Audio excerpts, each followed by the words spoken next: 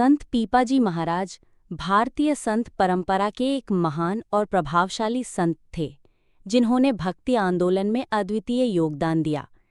उनका जन्म 14वीं सदी के उत्तरार्ध या 15वीं सदी के प्रारंभ में राजस्थान के गागरौन, जिला झालावाड़ में एक क्षत्रिय सोलंकी राजपरिवार में हुआ था।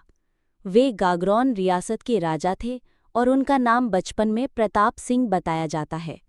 संत पीपाजी प्रारंभ में शास्त्रों, पूजा पाठ, यज्ञ हवन और वैदिक कर्मकांड में आस्था रखते थे, लेकिन धीरे धीरे उन्होंने इनमें सत्य की अनुभूति नहीं पाई और सत्य की खोज में वैराग्य की ओर अग्रसर हुए। एक दिन उन्होंने अपने हृदय में उठते आत्मिक प्रश्नों के उत्तर की खोज के लिए राजपाट, धन दौलत, रानियां और ऐश्वर्य सब कुछ त्याग दिया। वे संन्यास लेकर सत्य की तलाश में निकल पड़े। संत पीपाजी ने भिक्षा स्वीकार की और गूढ़ तत्वज्ञान के लिए विभिन्न संतों और साधुजनों से संवाद किया। ऐसा माना जाता है कि उन्होंने संत कबीर, संत नामदेव, संत रैदास और संत धन्ना जैसे संतों से संवाद किया या उनके समकालीन थे। संत पीपाजी ने स्वयं को निर्गुण भक्ति के मार्ग में समर्पित कर दिया, जिसमें ईश्वर को निराकार, अजन्मा, सर्वव्यापक और अद्वैत माना गया है। पीपाजी मूर्ति पूजा, जात-पात, तीर्थयात्रा और बाह्य आडंबर के विरोधी थे।